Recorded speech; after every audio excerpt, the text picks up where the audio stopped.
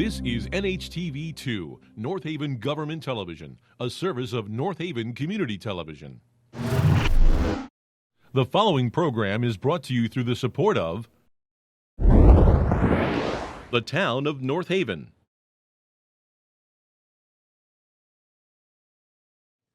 Good evening, ladies and gentlemen. My name is Stacy Yarborough. I'm the town clerk and tax collector for the town of North Haven. Welcome to the annual budget town meeting. At this time, I would like to call our meeting to order. This meeting is brought pursuant to Chapter 7, Section 706 of the North Haven Town Charter. Before we begin, a friendly reminder to all: inappropriate comments speaking directly to other town meeting members. If you are at the microphone and or outburst is highly objectionable and will not be tolerated. Please be kind and courteous and professional, and your civility and comments and actions during all meetings, not just tonight, are always appreciated.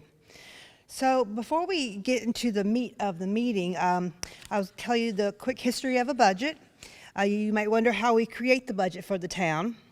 Each year in December, each department head in the Board of Education is tasked with submitting a tentative budget for each of their departments for the upcoming fiscal year and to present that to the Board of Finance.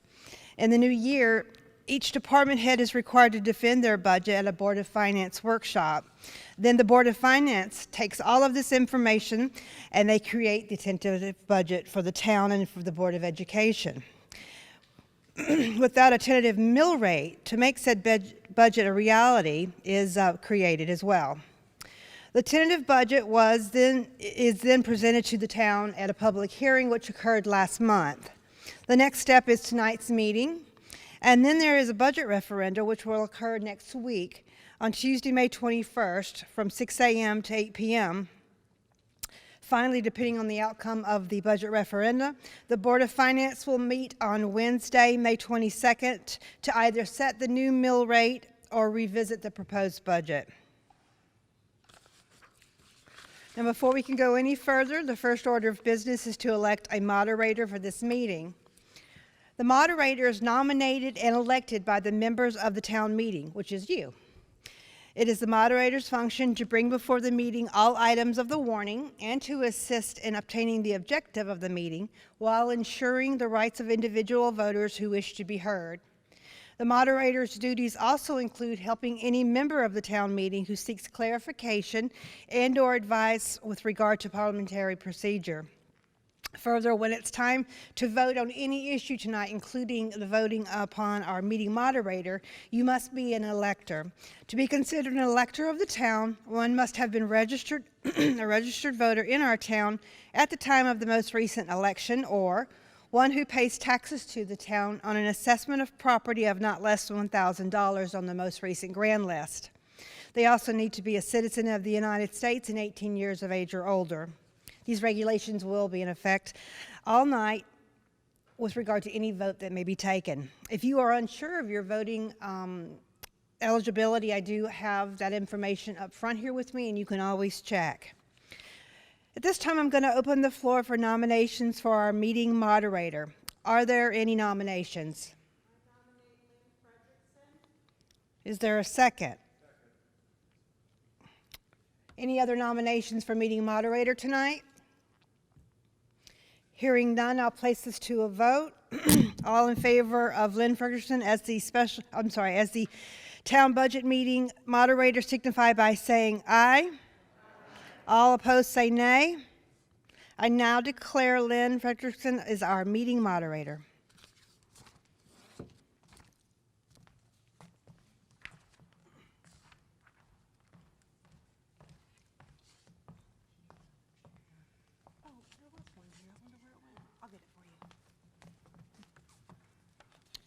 Thank you, members of the town meeting. At this time, the town clerk will read the call of the meeting.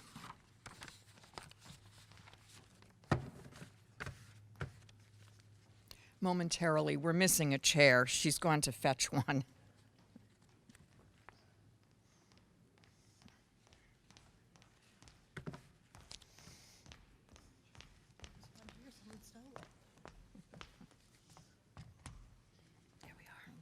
You're very welcome. Notice is hereby given pursuant to Chapter 7, Section 706 of the North Haven Town Charter that the annual budget town meeting of the electors and citizens qualified to vote in town meetings of the town of North Haven, Connecticut will be held in the auditorium of the North Haven High School, 221 Elm Street, on Monday, May 13th at 7 p.m. This town budget meeting will conduct the following business. Number 1, to consider and act upon the recommendations of the Board of Finance to take action regarding the budget for the fiscal year July 1st, 2024 through June 30th, 2025. 2, to establish the due date and number of installments for the payment of property taxes, real estate, personal property, motor vehicle, and supplemental motor vehicle in accordance with Section 12-142 and 12-144A of the Connecticut General Statutes. And 3, pursuant to Section 7-7 of the Connecticut General Statutes, to adjourn said town meeting at its conclusion and to submit the question concerning the adoption of a budget for fiscal year July 1st, 2024 to June 30th, 2025 to a vote by paper ballot on Tuesday, May 21st, 2024, including the establishment of the exact hours of voting on referenda pursuant to Connecticut General Statute Section 7-9B. The voting will take place between the hours of 6 a.m. and 8 p.m. at the following North Haven polling place. All districts: Mildred Wakely Rec Center at 7 Lindsley Street, North Haven, Connecticut. The aforesaid recommendations will be placed on paper ballots as to the following question. Shall the town of North Haven, in accordance with the recommendation of the Board of Finance, approve and adopt a budget consisting of $64,972,728 for the Board of Education and $65,382,423 for the town government, for a total amount of $130,355,151,000 for the fiscal year July 1st, 2024 to June 30th, 2025. Voters approving said question will vote yes, and those opposing said question will vote no. Applications for absentee ballots are available in the town clerk's office at 18 Church Street, North Haven, Connecticut. Please contact the town clerk if you have any questions at the phone number of 203-239-5321, extension 630. Thanking all of you, and it was dated at North Haven on the 4th day of April, signed by all of our Board of Selectmen: Michael J. Frieda, William J. Piper, and Sally J. Boehme.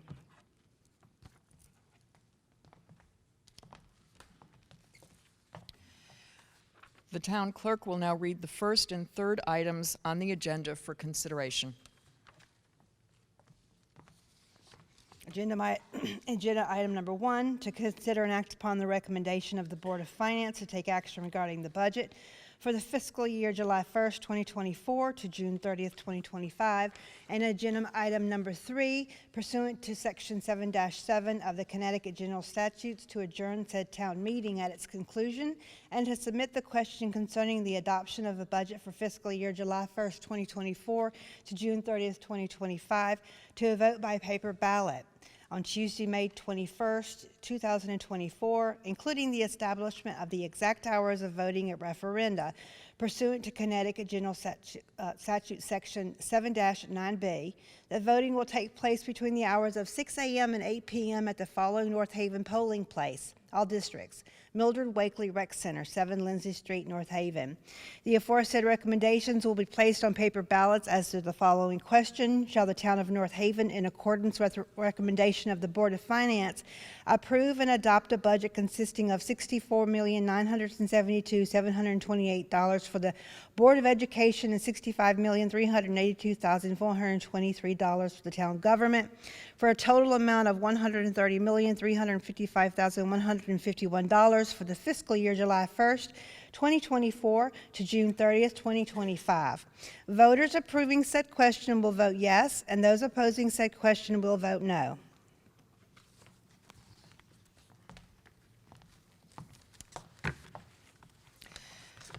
Again, we will only be voting on item 2 tonight, establishing the due dates for payments and the number of installments tonight, yet all the items on the agenda are open for discussion. At this time, we will open up the discussion period for items 1 and 3 of the agenda. For any ensuing discussion, all speakers must be recognized, come to the microphone and clearly state their name and address. You must come to the microphone or your comments will not be audible throughout the auditorium nor for the televised broadcast. Discussion should be limited to 5 minutes for your first turn at the microphone. After everyone has had a chance to speak, you may return to the microphone again. Is there any discussion?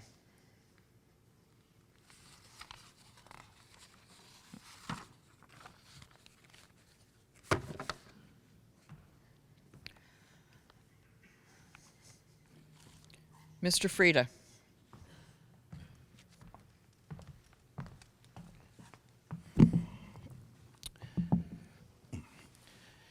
Thank you very much.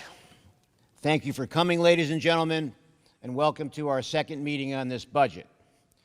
I'd like to start by saying that what you're about to see here from a number standpoint is the same as I presented last month. And you'll see some differences in some of the slides that I wanted to take you through. After I complete the town side of the budget, then our Superintendent Patrick Stirk will be up to present the Board of Education budget. So let's start with the slide that we mentioned and talked about last month. When we look at the town side of the budget, we're showing an 8.4% increase. We're proposing the $63,774,255, which is $4,947,000 more than the previous year. On the capital side, we have gone to $1,308,000. I'll take you through some of the capital expenditures a little bit later, showing a change of 81% and an incremental dollar change of $584,000. Contingency remains the same. Years ago, ladies and gentlemen, we had $1 million built into the budget for contingency. We looked at a 5 or 7 year look back then, and now we're proposing for the last several years the $300,000. Contingency, for those that don't know, is money built into the budget for significant emergencies. Mr. Stirk will be showing the 5.4% and the total 7.3% increase, $8,855,000. So the current mill rate is 32.65. I spoke last month about the fact I'm not happy with the proposed new mill rate, but I also support the budget because it preserves, and I'll get into this a little bit later, all of the existing services and supports education. The cost of this government has risen significantly in the past 12 to 18 months. So we're proposing the 2.65 mill rate increase for this coming fiscal year, proposing a 35.30 mill rate. Now, if I can digress for a moment, there are municipalities in this region that have a lower mill rate, but one of our neighboring towns, as an example, may have a lower mill rate, but they charge the residents to pick up trash and recycling. And that costs some of the residents there over $400. Our services are baked into the mill rate. So I wanted to make sure that everyone understood that not every municipality in their mill rate picks up sanitation and recyclables. Some towns, the residents have to either pay for the removal or go to the town, what they call, I don't like to use the word, but the town dump.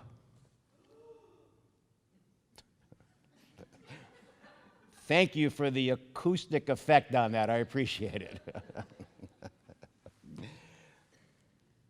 This is a look back on what the mill rate has been since 2017. You see the different mill rates by year, and you see, unfortunately, the last 2 years, we've had to go up, and this year again, 2.65. Now let's take a look at where we were prior to the April meeting and prior to this month's meeting on the budget. This budget started with a 4.4 mill rate increase. And I mentioned last month, I said to the department heads, there's no way I can present that. So what we did was to present for last month and this month how we got down to 2.65 was coming up with 6,201,674 in reductions. In other words, those reductions came from the requests from the different departments. They were not reductions in reducing existing services. We took $6.2 million out of all the requests across all the different departments. So for those watching now this month who may not have seen the presentation last month, you might be saying, what are some of the reasons why we have on the town side a 7.3% increase in the budget, even with over $6 million worth of reductions on the requests, like I mentioned earlier? Well, let's start with the grand list. I mentioned last month that I had projected a 2.5% grand list growth. Keep in mind, I'm in charge of all the economic development. But I knew there would be some sort of depreciation on the machinery and personal property side. So I projected it at 1.5%, and that would have yielded $1.6 million in incremental revenue. Unfortunately, it didn't happen. One of our largest companies in town put a great deal into their manufacturing machinery. They're the second largest company in town and the second largest taxpayer in town. So right now, because of a state law regarding property tax exemptions for what's called MM&E, an acronym for manufacturing, machinery, and equipment, we do not get reimbursed for that. In the end, after the offsets from the state law, we only ended up with approximately $336,000 in grand list growth. So if we look at that and go back a slide, 2 slides, think about what I thought it would be, 1.6. It ends up at 336 approximately. So we lost a projected 1.3 in revenue because of the state exemption on machinery and manufacturers. Let's take a look at some of the increases that we cannot control. Employee benefits, pension, Social Security, that increased by $713,000. Employee medical insurance, it jumped to $1,619,000, and we add the retirees in, it's even more. We have to protect our retirees. Debt service, $346,000. And the debt service is comprised of really 4 major things that we've already done. Sometimes I tend to repeat things, and one of the reporters for the New Haven Register said to me years ago, Mr. Frieda, why do you repeat the same thing meeting after meeting? And I said, because each meeting may have a new audience, and that new audience may not have seen the things I've talked about before. The reporter understood 100%. So this is like the 15th time now I've spoken about this, either in public or at meetings like this. Once we see a building built, whether it's the middle school, the police department, or firehouses, that doesn't mean it's paid for. Generally, it means the payments have just begun. So we're still paying the debt service on these 4 major categories. Unfunded mandates hit both the town, primarily hit the Board of Education even worse. So on the Board of Education side, and Patrick and I talked about this last month, $550,000 for special ed, at least $100,000 for this reading program, $200,000 for an HVAC study that has to happen. And on the town side, $150,000 for an ADA transportation plan that we're obligated to do. The total unfunded mandates represent $1 million. So let's take a look at what this totals overall.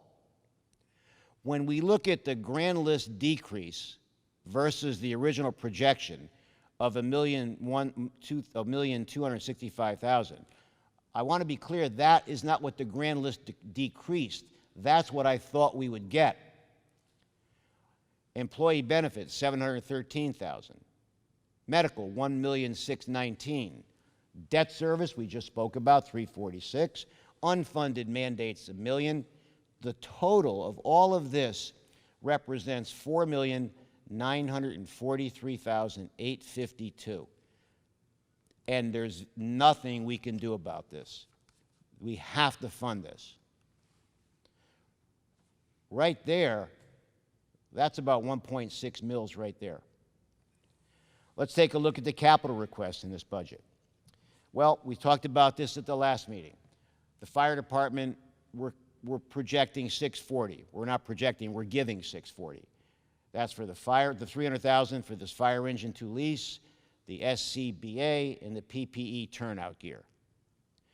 On the police side, we have to support our police department. I've been all over the news this past week condemning crime, putting criminals on notice, looking in the cameras at each one of these newscasts, Channel 8, NBC 30, and also CBS, WFSB. WPLR called me during the week. I appeared in the Chaz and AJ show.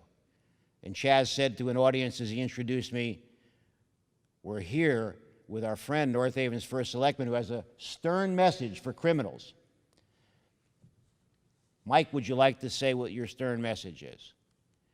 To which I said, if there's any criminals out there that are listening to this broadcast or have seen me on the news on all the local TV stations, I want you to understand several things. Number one, you can run, but you can't hide.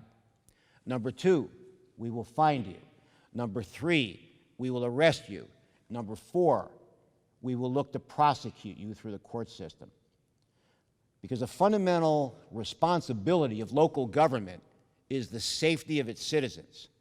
So I digress for a moment. When we spoke about the fire capital, and now I'm on this police slide presenting to you, we need 3 cruisers. We have this UPS Vertiv system that we need to do. Body armor for our police officers. The emergency light bar and siren packages for those cars. And we need to upgrade to a certain extent our ACO shelter, which doesn't have anything to do with crime, but it has a lot to do with a mission to treat animals in a humane fashion. The library, $10,768.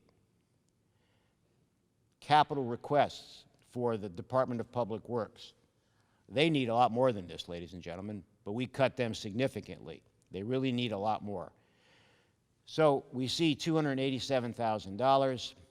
We're trying to support Peters Rock in terms of putting some money there so we can help enhance the aesthetic experience that offers. And that JetVac lease for Public Works. And what that does is, that's a lease right there. It's another payment on a lease.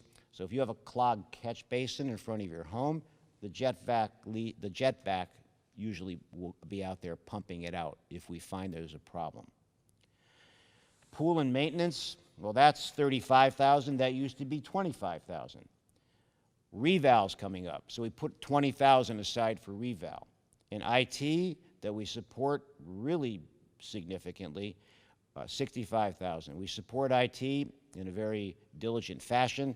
We've seen municipalities that have had security breaches. Municipalities across the country have been held hostage for ransom. Rating agencies whom I deal with have told me this is a key thing for a rating agency to look at for a municipality, so we must continue to upgrade that. So the total capital requests are $1,308,000. I've mentioned time and time again that the municipal services, the things that we do, have been affected by inflation. I've said it before.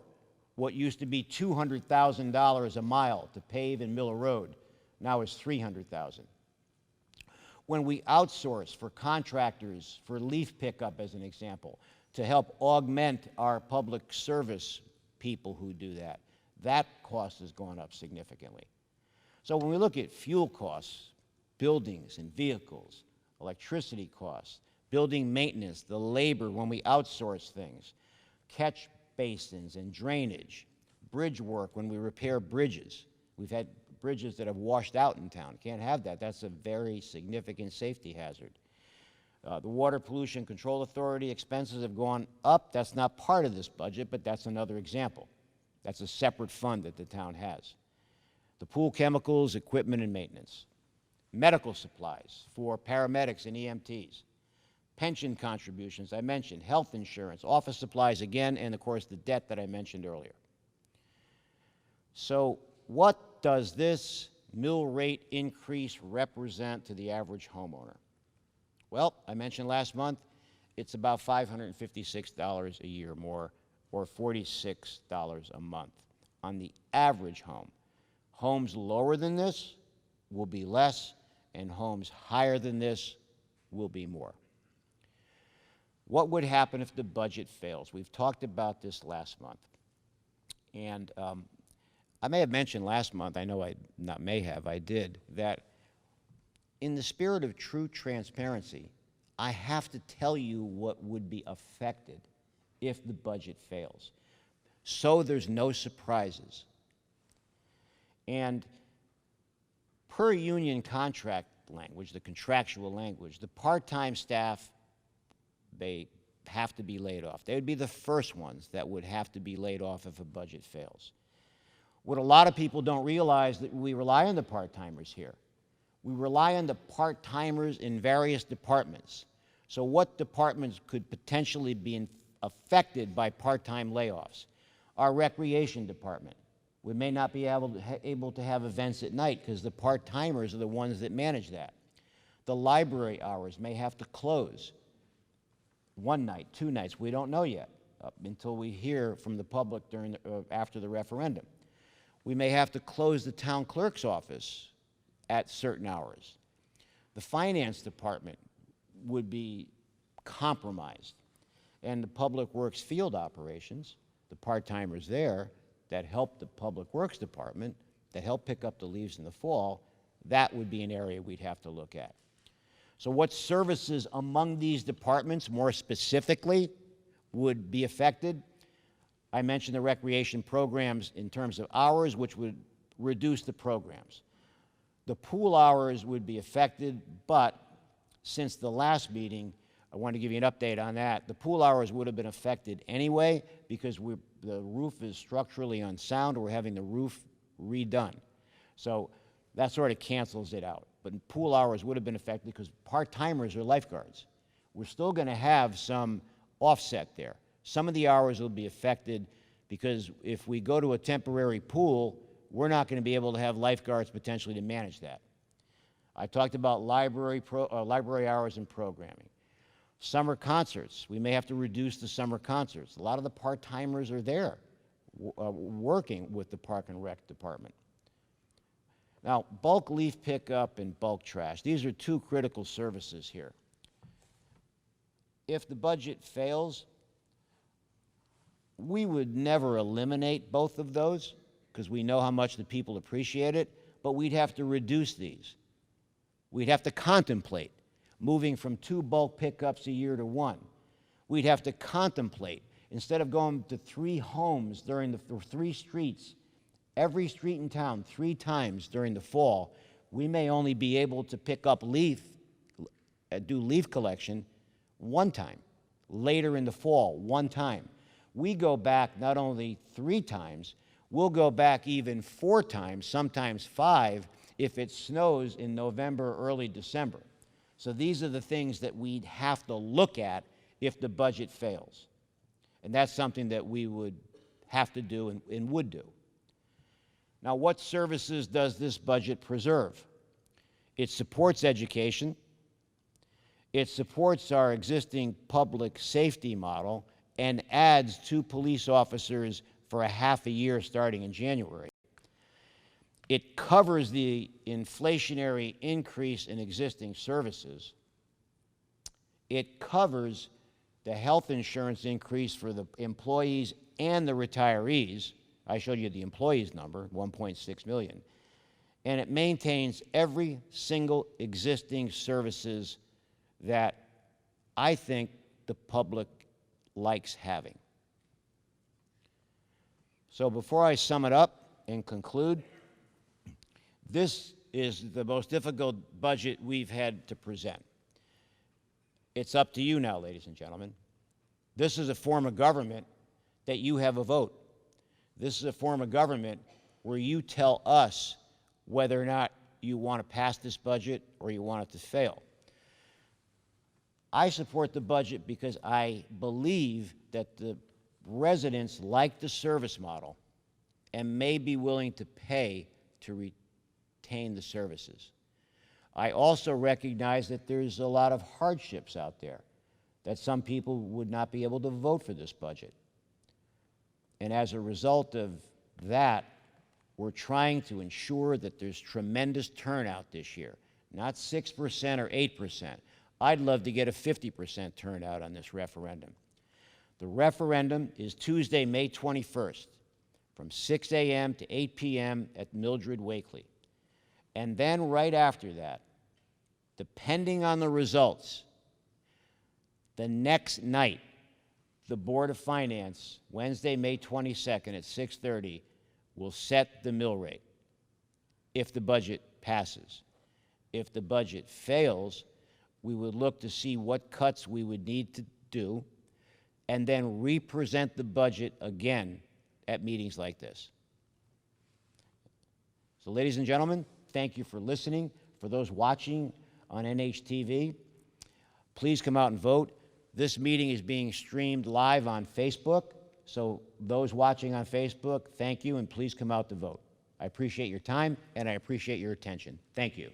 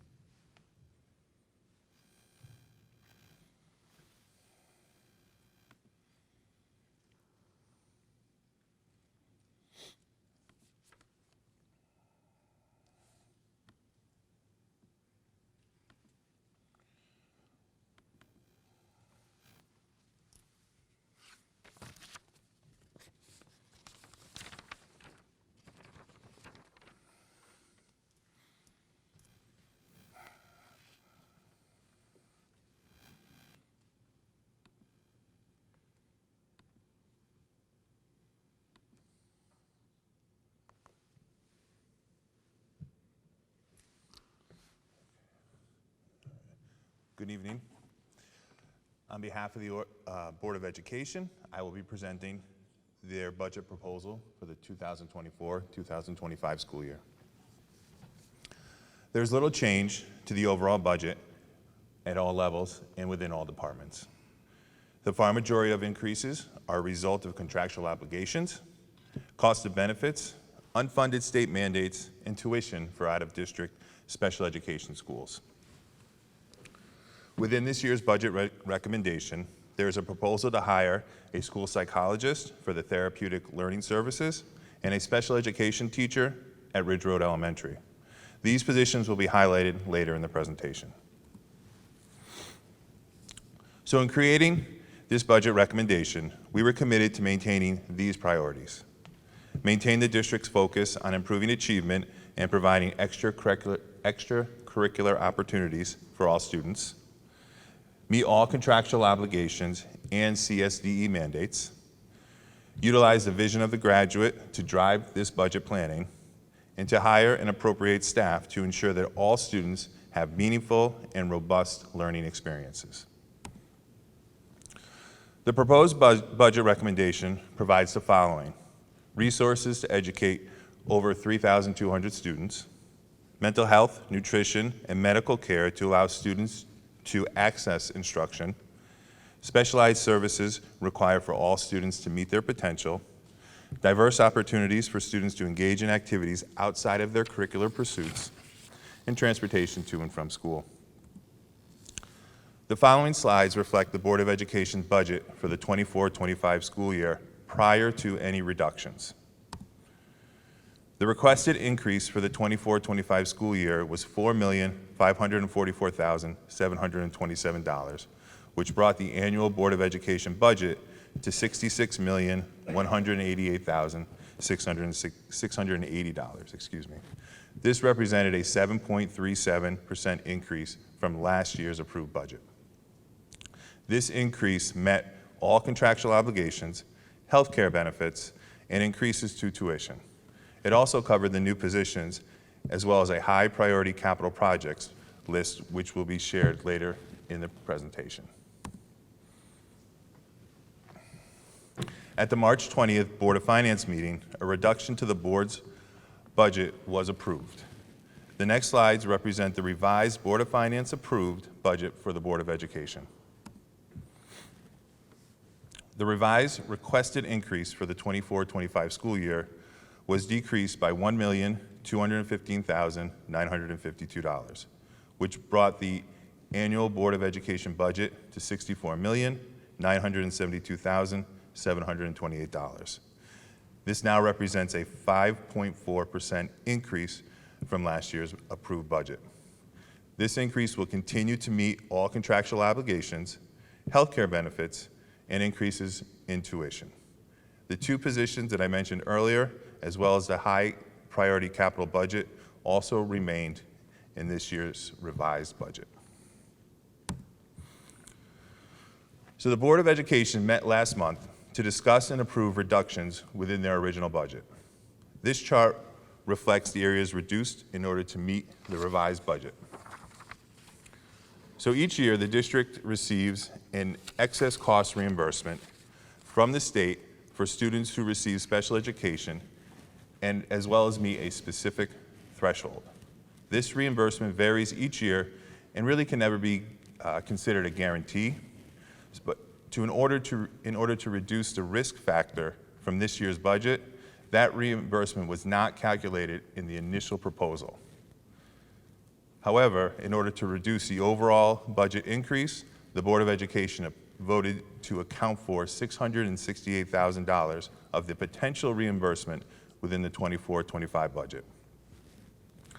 The medical insurance was quoted by Brown & Brown, and that was recently updated, and it was decreased by $360,000. The amount budgeted for electricity was also decreased by $60,000. And when planning for utility costs, we utilized trend data, and the most recent look back at the current electrical costs resulted in this reduction. The professional and technical services line was also reduced by $72,000. So with each of these reductions, the board's goal was to retain the proposed positions and to not impact any of the requests made by individual schools that would ultimately impact students and staff. And with great difficulty, the board was able to achieve this goal. This chart shows the percentage change by category.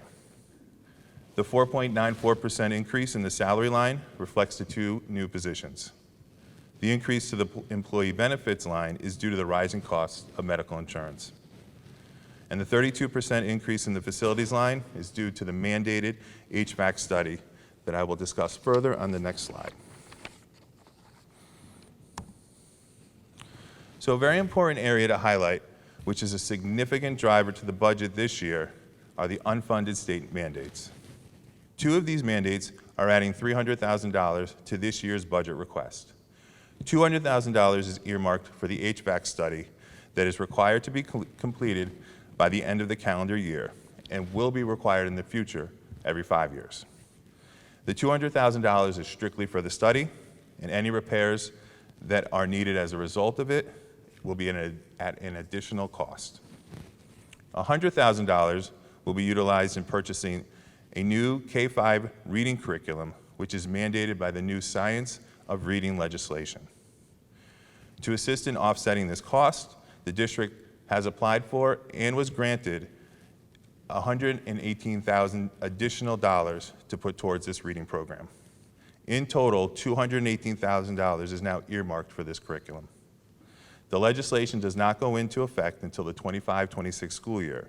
However, in designing this proposal, we believed it was important to include additional funding in order to create less of a burden in future budget years.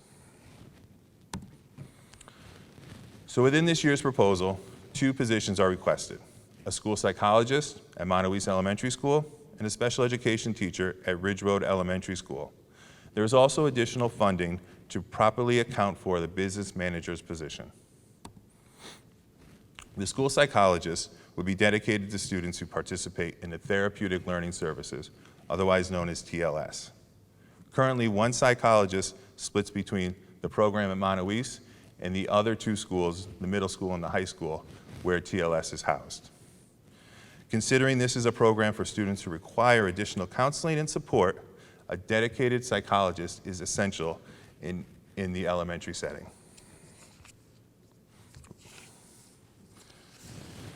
The additional special education teacher at Ridge Road would serve the entire school community. The overall population at Ridge continues to grow, and as a result, the percentage of those students are now qualifying for special education.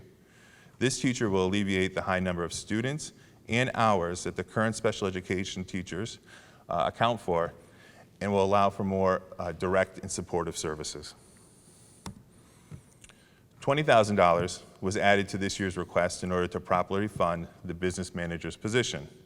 Our former accounting manager recently resigned, and in order to attract a well-qualified candidate, we need a certification. It's called a 085 or an 085 certification, and that would increase the salary of this person that we would be bringing on. Capital projects. So the board has approved a high-priority capital budget, which is included in this year's proposal. It was not removed as part of the reductions to reach a 5.4% increase, as it is imperative that funds are earmarked for the physical maintenance of the 6 district schools. This slide lists the year built and age of each of the schools to provide context and the need for a capital budget. The 24-25 budget proposal contains a capital budget which earmarks $190,000 to address needs across the district. This is the first time a capital budget has been included in the operating budget, and again, it is extremely necessary due to the age of the buildings. Even though the middle school is almost 7 years old, the average age of all schools is approximately 45.5 years old, with the average age of the elementary schools being just over 62 years old. I mention this because, again, it's imperative that there is a proactive and planful approach to the needs at each building. Keeping this capital budget and following this plan allows us to begin this type of planning. So this is a list of the capital projects. There's a chiller replacement for North Haven High School's HVAC system that is quoted out at $40,000. The tennis courts need resurfacing, which is quoted at $45,000. A replacement technology switch, which is necessary to keep the district's internet functioning efficiently, is quoted at $75,000. And this is the first switch in a cycle of switches, which will continue over the next 5 years. $15,000 is budgeted to replace the front door at Montauk School. This accounts for the hardware and the technology to replace the door. And finally, the brick veneer at the middle school is broken in multiple spots, and the veneer is located right by the basketball courts and is in need of repair. And that is quoted at approximately $15,000. So that concludes the board's presentation this evening. I thank you very much for your time and consideration.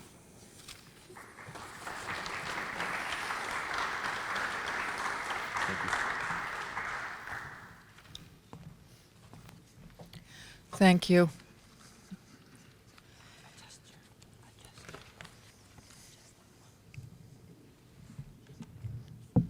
He's a little taller than I am.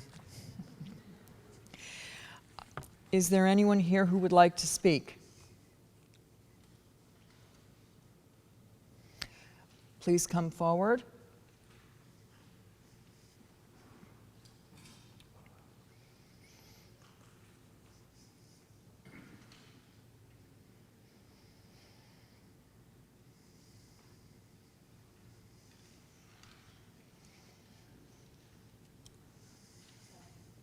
Hi. Clearly state your name and your address, and kindly keep your remarks to 5 minutes or less. Nancy Messenger, 53 Meadow Road, and I think I must have missed something or misunderstood. In the amounts of money that were being allotted for different departments, was I correct that there's only 10,000 going to the library?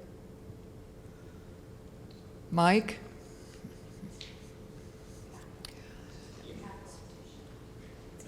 Is that capital only? Just capital? Yes, that was the capital, the series of slides that were capital only. The library has hundreds of thousands of dollars in terms of town Thank you. resources. Gave me a chill. Thank you. Anyone else?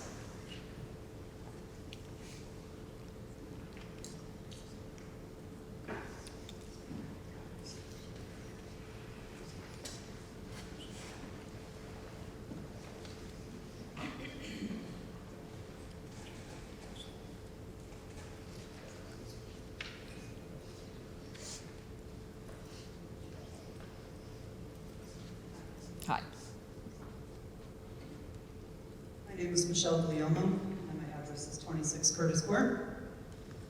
13 years ago, my husband and I made the best decision we've ever made for ourselves and our growing family. We bought a house in North Haven. When making this decision, we knew it was not a short-term decision. We were deciding where we wanted to raise our children, where we wanted them to go to school, and where we would like to retire someday. We found the perfect house for us and fell in love with North Haven. The school system and neighborhood was the big draw for us. We were also coming from a city where we were paying very high taxes for much less property, a smaller house, less town services, and what we felt were subpar schools. North Haven was literally a dream come true for us and changed our lives. Although I was recently appointed to the Board of Ed, I am not here in that capacity tonight, and I do not speak for the Board of Ed. I am speaking tonight as a mom to 2 children, currently in our school system, and a hardworking taxpayer in town. My husband and I are both teachers. We live a modest life and try to save money wherever we can.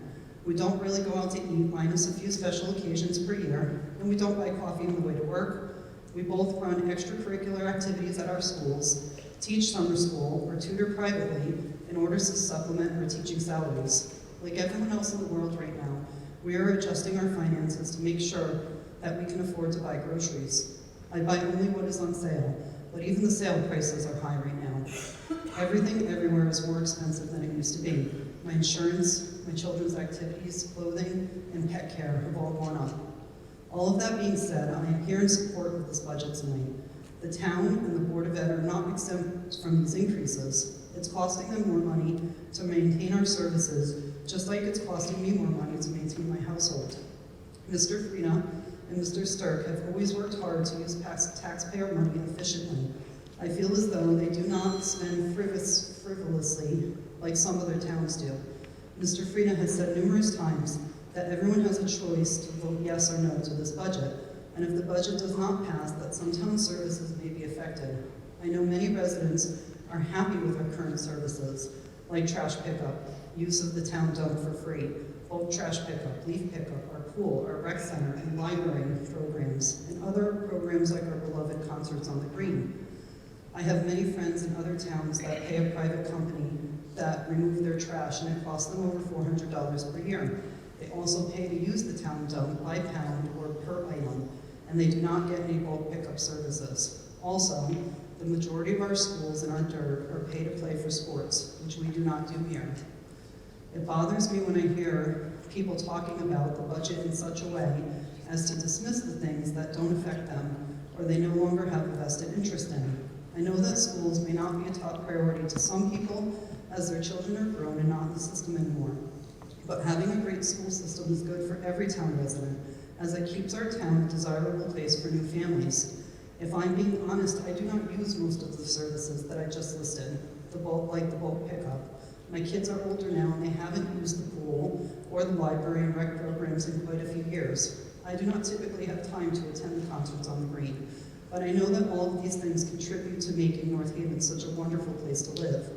I'm willing to pay an extra $38 per month to fund the Board of Ed and to keep all of the other services, even if I don't personally use them. It also bothers me to hear people say that if benefits and pay have increased so much, then cut some of the town jobs. Benefits and pay are contractual obligations for union employees. We cannot just get rid of people, nor should we. If this budget does not pass, then those contractual obligations will still exist. The money will have to come from someplace else. As Mr. Frieden has said, we all have a choice. I'm urging all town residents to do their research and make an informed decision when you vote next week. Please consider the outcome if this budget is rejected. Right now, we know exactly how this requested money will be used, as it has been laid out in numerous presentations. With increasing costs everywhere, it is not realistic for our town to have a zero tax increase. I would rather say yes now and approve what has been carefully worked on by Mr. Frieden and Mr. Sturck, and know exactly what I am funding. They both have a history of using funds responsibly, and I trust that if this is the budget that's being presented, then this is the budget that is needed to keep our town and schools running efficiently. I do not want to send 30 anyone back to seconds. the table to make more cuts. The residents will not have control over what is cut. In closing, I will be voting yes to this budget on May 21st in support of the town and the Board of Ed. Thank you for your time.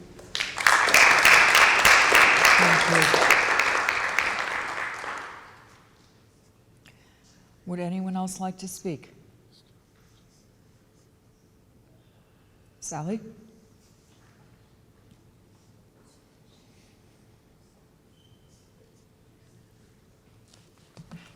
you know how to reset? So you just hit reset and then start it when Good you start. evening, Sally Boybe, Start. 5 Blossom Drive. I am opposed to this budget because I just think the mill rate is just too much of a burden for our senior citizens and our many folks in town who are struggling paycheck to paycheck. And I especially feel this way because this current year, we also have a very significant increase of almost 2 mills. So if you look at the 2 years together, it's a 14% increase in your taxes. And I just think that we could do better. Back in the very beginning at the Board of Selectmen workshop in early January, we were hopeful of a 1.5 mil increase. I don't know how it got to 2.65. I think there are ways to change this budget that don't necessarily only mean reductions in expenditures.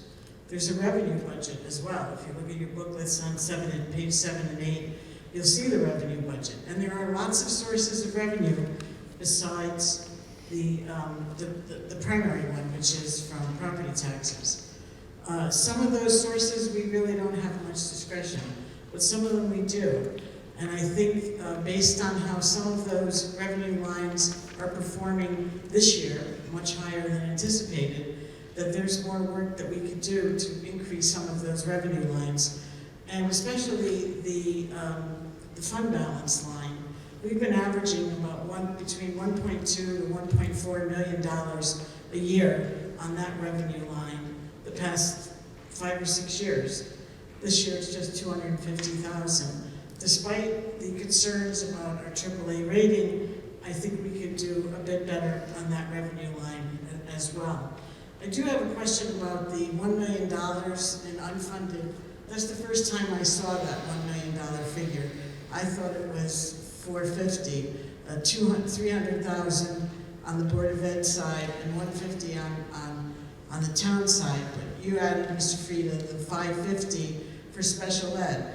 I've never seen special ed Of course, special ed is a huge line in our budget. It's a tremendous obligation, especially with transportation. That line has a lot of unpredictability, but I've never seen it as an unfunded mandate. And in fact, if you look at the Board of Ed section of your booklet, under budget highlights, it's not mentioned there. The only two unfunded mandates were the HVAC and the reading program, which I certainly understand.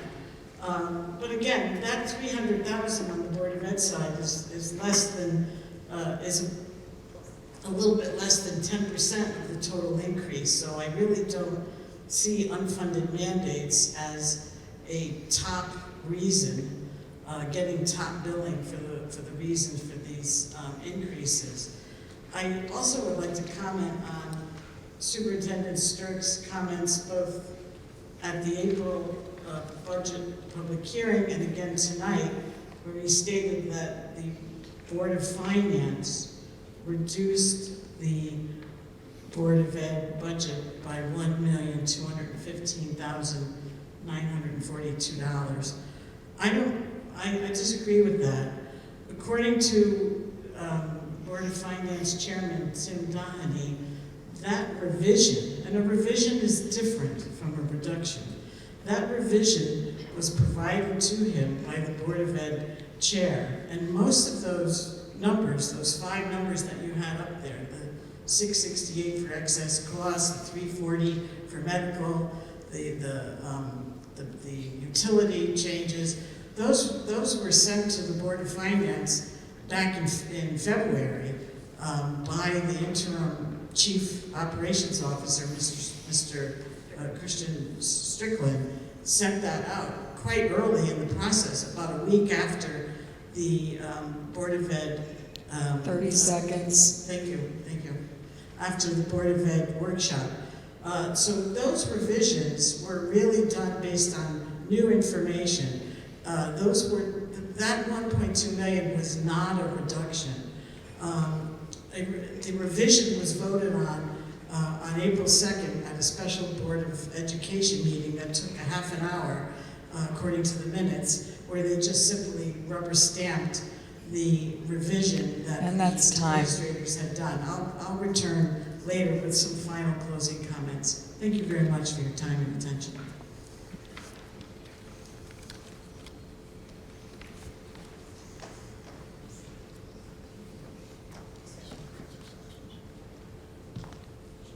Sally, I just wanted to answer your question regarding the Mr. Frieda's 1 million and the 550.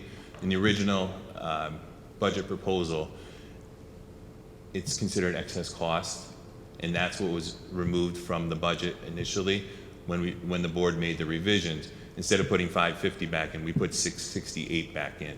So that was considered, it's a mandate. I wouldn't say it's unfunded, but it is a mandate that we provide the proper education for those students.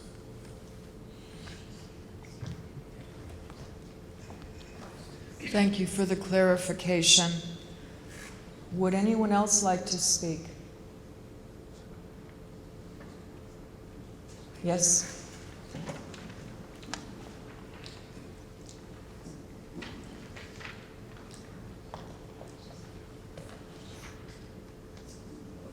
Good evening, Nancy Barrett, 1 Crestview Drive. So I'd just like to make a couple of comments about this proposed $130.4 million budget as to what it is and what it is not. So first, what it is. It represents the largest dollar increase, $8.9 million, of any previous budget in our town's history.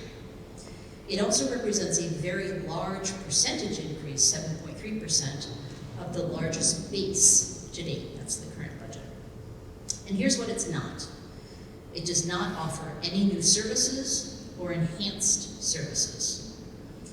Just to make it clear, because Mr. Frieda at the public hearing presented a series of bonded projects. And for those who might have been misled by that, the bonded projects are independent of this project. Some, in fact, are already completed. Most are well underway, and they are in fact funded by debt. Now, there is a line in the budget that includes debt, principal, and interest repayment, but the total amount, the total cost of those projects is not in fact included in this budget. Many people mistakenly believe, for example, that road repaving is part of the budget every year. It's not. The $2 or $3 million is actually covered by a bond or debt, and that debt repayment is included in the budget. The summer concert series is not affected by the budget. It is in fact funded by sponsors every summer, each and every concert. And so I think that it's very important to understand that those things are not actually influenced by our budget.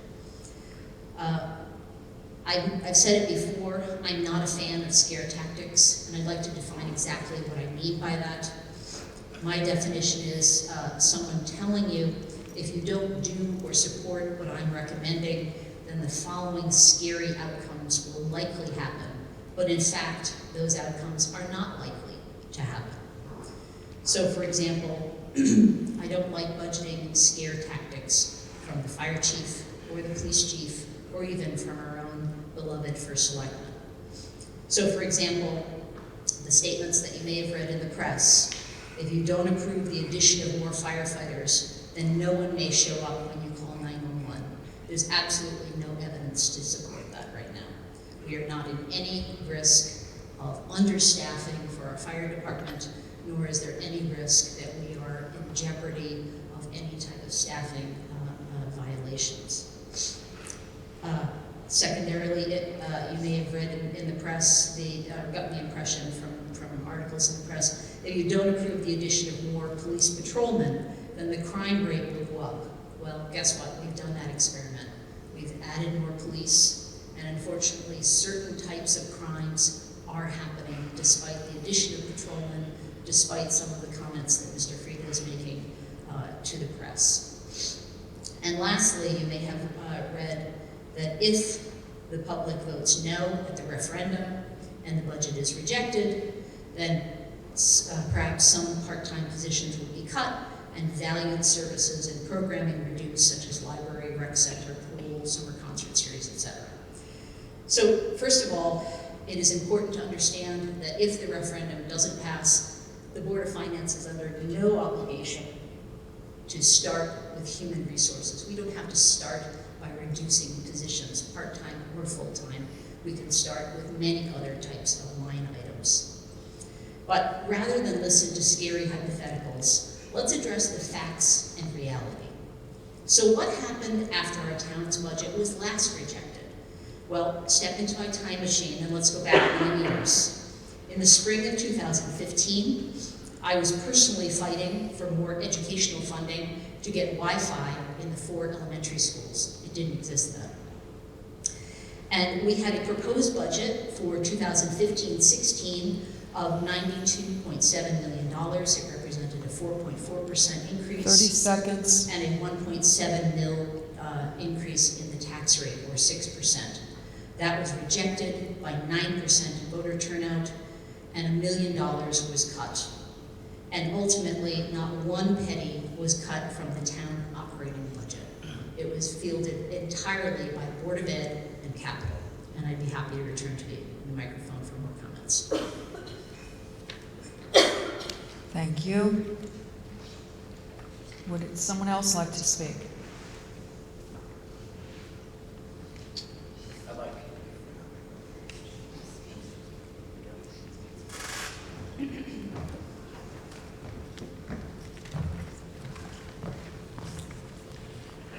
So, Mrs. Barrett, if you don't understand that the concerts are not 100% subsidized by the businesses, then there's something missing here. You're missing something. Because the sponsors don't cover the overtime and the labor. And the sponsors in the last couple of years haven't covered the entire cost of the groups and the rock bands. Because that is another aspect of inflation here in North Haven. The cost of the bands have gone up. Now, in the last presentation, I talked about all the bonding projects. The cost of that is embedded in the debt service. What I was trying to explain, I don't think Mrs. Barrett really captured the essence of what I was explaining, was that for your taxpayers' dollars, which are embedded in the debt service over the next 17 years, you're getting, and we're getting a lot of upgrades across the community. So please don't say the concerts are subsidized by the businesses. Yes, they contribute, but they don't underwrite the entire cost. Thank you.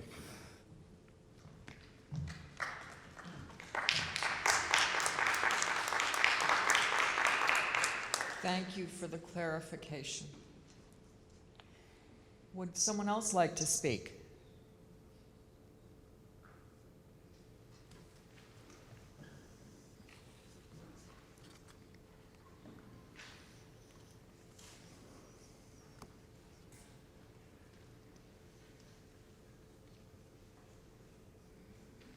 Christine Orris, 15 Allen Road. I don't have any eloquent speech. I'm not even a good public speaker. Thank you, everybody, for your comments. I'm for the budget. I thank them all that have put this budget together. I think it's admirable that they went from a 4.4 to a 2.4, is it? 2.65. And I've been in North Haven all my life. And I have followed Selectman Frieda's administration here. And he's always been wonderful and very fair. And we have had years where there's been no increase in mill rate and there's been no tax increases. It's unfortunate. We are all affected by the current economy and with inflation and all. We do hope that it, kind of levels out or, backs up a little. But I am in favor of it, just as a regular little old citizen, not knowing much about politics, but appreciating our current administration. Thank you.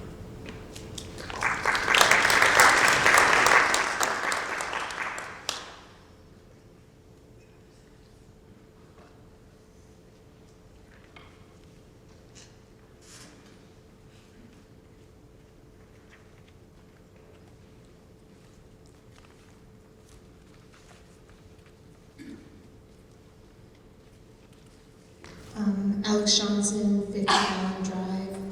I just wanted to say that I'm broke, okay? I'm gonna put it out there. I don't make a lot of money. I live day by day, and I'm still voting for this budget. Like, my savings account is -$4 right now, and I'm still voting for this because at the end of the day, it's not just about me.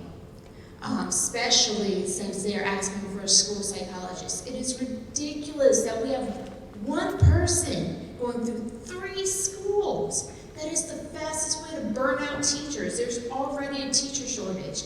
Why do we want another? I don't know how that woman does it every day. Like, props to her. Our students have so many more mental health issues than we did years ago. And they need this help. They need this aid.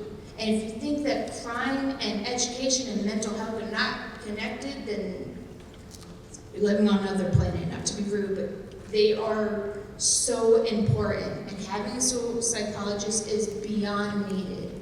Also, my parents, they're elderly. My mom lives off of a pension.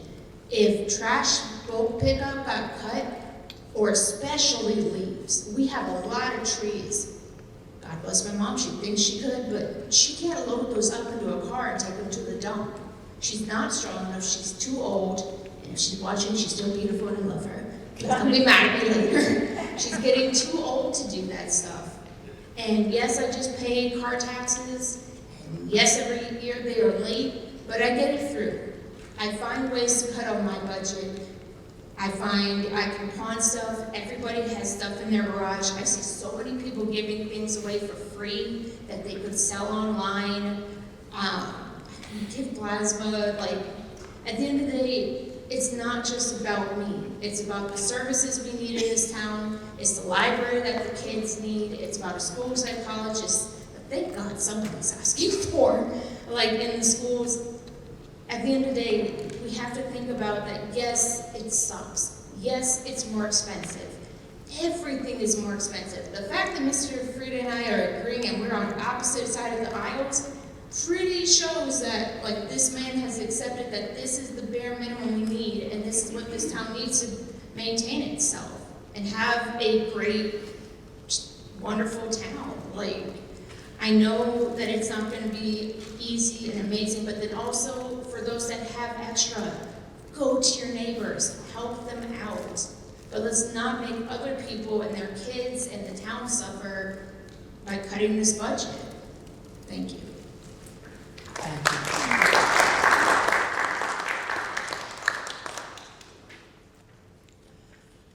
Would anyone else like to come up?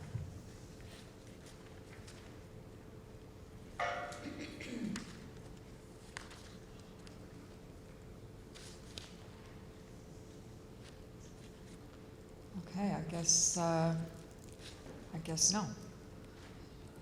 Sally, you can return for 5 minutes maximum.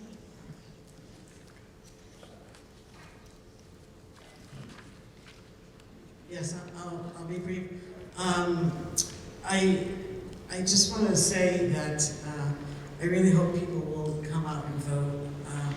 Educate yourselves about the budget. It's online. I really hope, I join Mr. Frieda in hoping that we'll have a good turnout.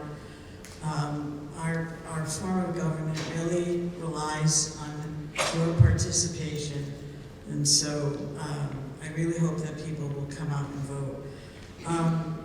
As far as the debt, the debt at $10 million is our single largest expenditure line on the town side. But its increase is relatively small this year. It's about $330,000. And again, out of the almost $5 million increase on the town side, the debt is a small percentage of that increase. The big drivers are, as you heard Mr. Frieda describe, the pension benefits, Social Security benefits, and medical benefits. If you take employees and retirees, that right there is almost 2 million of it. Isn't that true? It's 1.9 something million. And I understand what Mr. Frieda has been telling us about the claims history, but it's not just claims history sometimes that adds to the increase in the cost. It's more people. During the pandemic, when we had a lot of ARPA federal pandemic money flowing in, we used about 3.4 million of that as revenue in 2 of our budgets during the pandemic. And during those years, we hired a lot of people on the town side and also on the Board of Ed. But when you hire people, that affects so many different lines in your budget. And it's not just the employees, their families are covered by medical, their spouses and children. So I'm not concerned about the positions on the Board of Ed. I believe that if the Board of Ed believes those positions are necessary, I trust their judgment. But on the town side, with the exception of the position in senior center, I really don't see a need right now to hire any of the other 4 positions. I think we need to put a little moratorium on new hires until, as Mr. Frieda promised, we're going to see some major economic development in the next 24 months. I believe he said 18 to 24 months. And so we need to wait for the grand list to catch up with our budget. And so we just have to slow it down a little bit. I've been watching very carefully other towns, and nobody, whether they collect garbage or not, nobody's budgets, Board of Ed or town, but I want to focus on town, is going up anywhere near the percentage that ours is. I'm seeing Wallingford, Brantford, Hamden, 3%, 4%. Our town budget is going up over 8% for a total budget of 7.3. I'm just not seeing that in any other municipality. And everybody has unfunded mandates. Everybody has insurance costs. Everybody has inflationary costs. I just think with a combination of working on those revenue lines, okay, if you increase some of those non-tax revenue lines, that will lower the mill rate. So a little bit of work on some of the other revenue lines, as well as some reductions on the town side, I think we could get a reasonable mill rate increase without any cuts to part-time workers or any other leaf collection or anything like that. Again, please vote, ladies and gentlemen. It's so important that you come out and vote on May 21st. Thank you very much.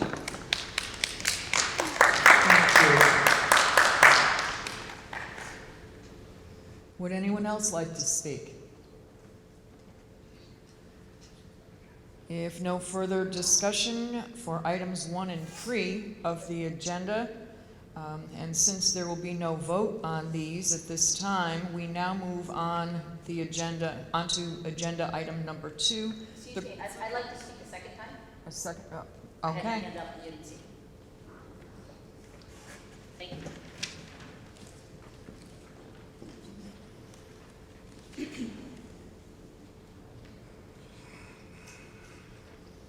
So my point earlier was just to clarify that at the public hearing, the $16 million in bonded projects presented by Mr. Frieda, they will happen no matter what happens with this budget, and that there is in fact no line item in this proposed budget for the summer concert series. Yes, there are part-time and full-time workers, public works workers who do help out with the cleanup after the concerts.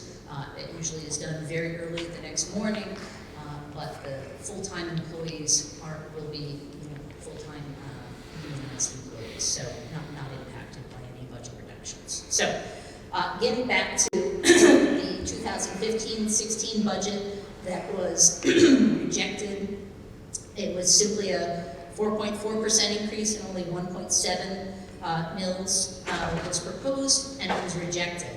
And it was cut down to only a 3.2% increase and a 1.32 mil increase to the budget. And that was on the heels of a no mill rate increase the previous year.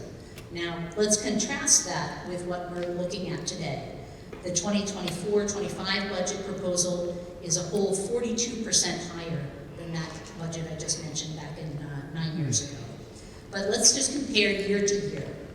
The $130 million budget and a 2.65 mil increase is a substantial increase. It's a 7.3% increase of the dollar amount, 8.1% increase of the mill rate. And again, as Sally mentioned, this is after a 4.7 increase in the current year's budget and a 1.94 mill rate increase for the current fiscal year. So if approved, this budget would result in a 4.59 mill rate increase to the tax rate in a 2-year period. That's really substantial. Excuse me. I'd like to debunk 3 common misconceptions. First, I think has been stated before, everything is more expensive, so the budget should too. The national rate of inflation is currently 3.2%, not 7.3 or 8.1. And Connecticut Attorney General William Tong is currently investigating price gouging in utilities, pharmaceuticals, and grocery stores. So let's separate true inflationary effects from the role of monopolies and pure greed. Second, there's a misconception that, I don't want to negatively impact the North Haven schools. I don't want any of the students or teachers to suffer as a result of budget cuts. Superintendent Stirk's $1.2 million revision to the originally proposed budget, BOE budget, represented corrections of errors, and those were identified back in February. There have been no true cuts made to this budget. This is comparable, in my opinion, to a car salesman that offers a special discount on a car's sticker price. The indisputable evidence of increases in BOE budgets can be observed in the annual BOE surpluses, which have added up in the last 4 years to a total of $3 million. And as Sally mentioned, the unfunded mandates of $300,000 represent about 0.5% of the BOE budget. The third misconception is, I support Mike Frieda, so I can't vote against this budget because I might seem disloyal to him. Mr. Frieda, as you heard, has repeatedly stated that he wants everyone to vote, and to vote based upon your honest and informed opinions about this service model. So the question that I pose to you all is, do you think that it is a good value to pay $8.9 million more for the exact same services? That, to me, seems the opposite of the frequently quoted TJ Maxx slogan of the max for the minimum. Instead, we're being asked to pay a premium for more of the same. So I ask our North Haven community to please make time to vote at the referendum on May 21st, and please consider rejecting this proposed budget and 30 large seconds. tax rate increase as we did 9 years ago. Thank you for your time. Thank you.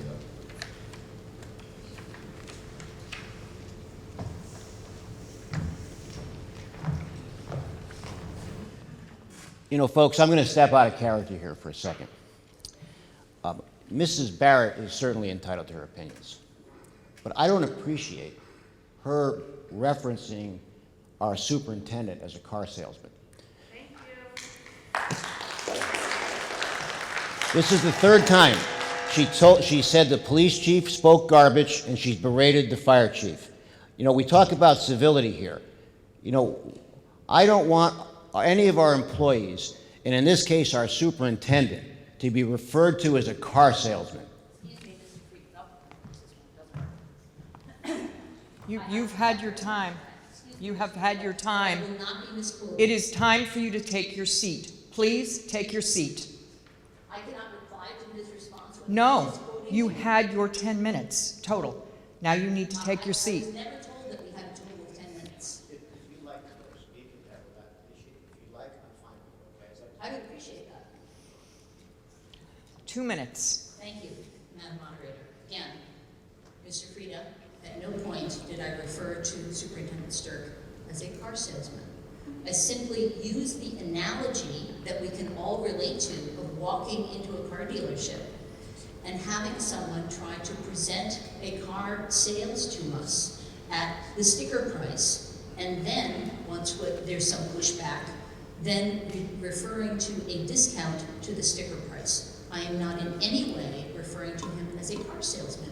I'm simply referring to the process of reducing the BOE budget that had clear omissions and errors, and ultimately having that revision presented to the people of North Haven as a reduction. It was not, it was a clarification. Thank you for your time.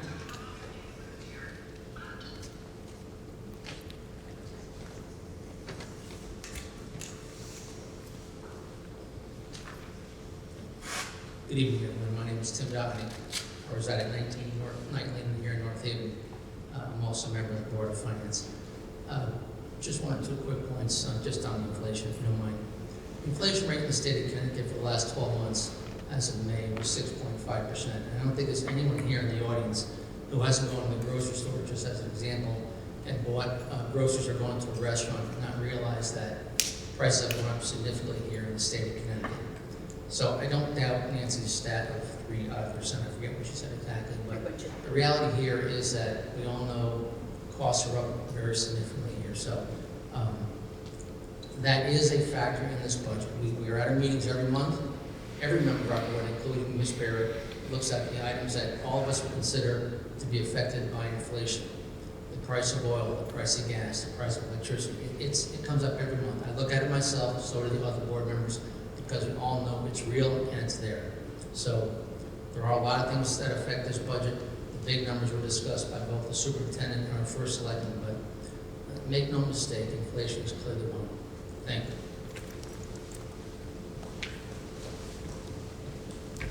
Thank you. Okay, I see another hand.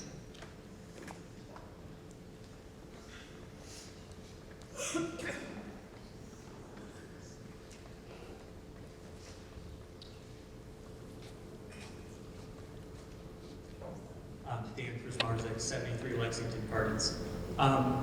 Just a couple of things. On the inflation rate, yes, inflation is 3%, 3.48% or whatever it is, that's typically measured as consumer goods, though. It doesn't account for things like health insurance, energy costs, PPE for firefighters. Those aren't included in that. So typically you see those numbers. That's why there's, I think, such a large spread. You know, I've been at the last 2 meetings, and I've heard Mr. Fried, I've heard Mr. Stirk, I've heard some other folks from the town talk. And I came in and I was a little bit unsure as to how I felt about this budget when it was initially proposed. You know, it is a big increase, but I think after listening for the last, I don't know, 3 hours or whatever it's been, I've come around to, I've heard a lot of reasons why we have to pay this amount of money. I haven't heard anyone have a different view with any actual answers or any actual suggestions. All I've heard is we should vote against the budget. I don't know what they want to cut. I don't know why they want to cut it. But I hear a lot of really great reasons why we want to maintain the services that this town has and why we want to continue to make it such a great place. So I am in support of the budget and I look forward to voting for it next Tuesday. Thanks. Thank you.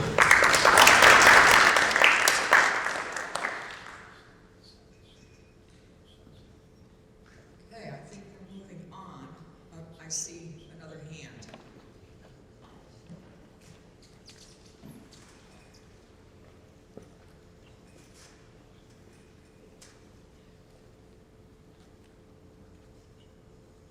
Hi, Tim Gabriel, 18 Manning. Sorry to keep you here a little longer.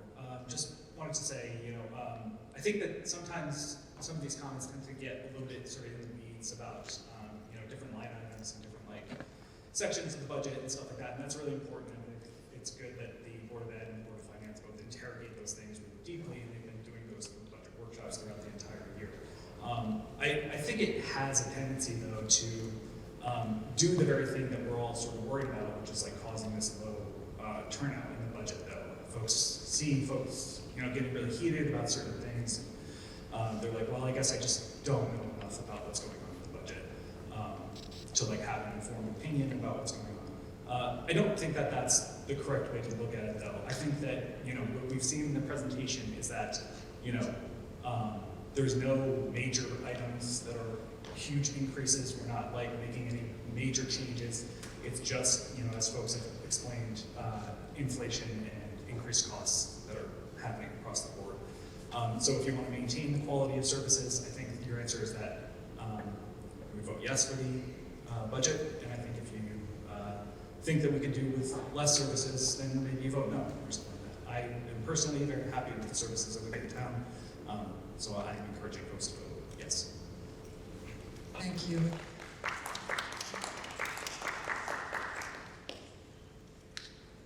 Anybody else? Okay, seeing no hands. If no further discussion exists for items 1 and 3 of the agenda, and since there will be no vote on these items at this time, we now move onto agenda item number 2. The clerk will read agenda item number 2. Thank you. Agenda item number 2, to establish the due date and number of installments for the payment of property taxes, real estate, personal property, motor vehicle, and supplemental motor vehicle, in accordance with sections 12-142 and 12-144A of the Connecticut General Statute. Be it resolved that upon approval of the town budget for the fiscal year July 1st, 2024 to June 30th, 2025, and in accordance with section 12-142 and 12-144 of the Connecticut General Statutes, insofar as the adoption of the budget calls for the laying of a tax on property other than motor vehicles, the tax shall be due in 2 semi-annual installments on July 1st, 2024 and January 1st, 2025, respectively, and shall be payable without penalty by August 1st, 2024 and February 1st, 2025, respectively. Is there a second? Second. And be it further resolved that insofar as such tax applies to motor vehicles in accordance with section 12-144A of the Connecticut General Statute, such tax shall be due in a single installment on July 1st, 2024, and payable without penalty by August 1st, 2024, and as to supplementary taxes on motor vehicles, as provided in section 12-71B of the Connecticut General Statute, such tax shall be due in a single installment on January 1st, 2025, and payable without penalty by February 1st, 2025. Is there a second?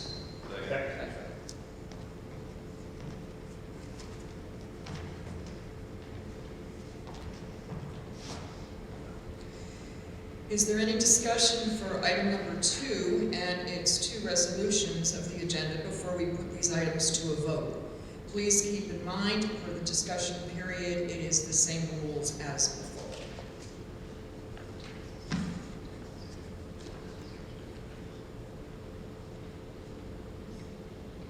No one? Okay. If no one wishes to speak, we'll move along.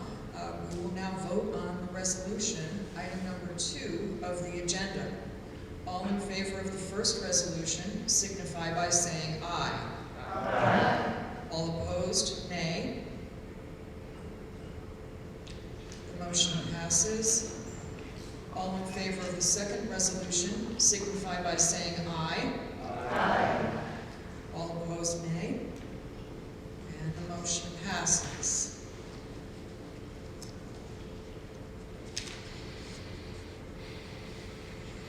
As noted before, the vote upon the actual budget amounts will occur at referendum on Tuesday, May 21st, 2024. The minutes of this meeting, as well as the results of the budget referendum, will be reported by the town clerk as soon as possible. There being no further business for the town meeting, I hereby declare the meeting adjourned.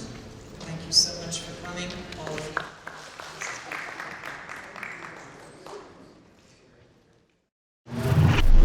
The preceding program is brought to you in part through a grant from the town of North Haven.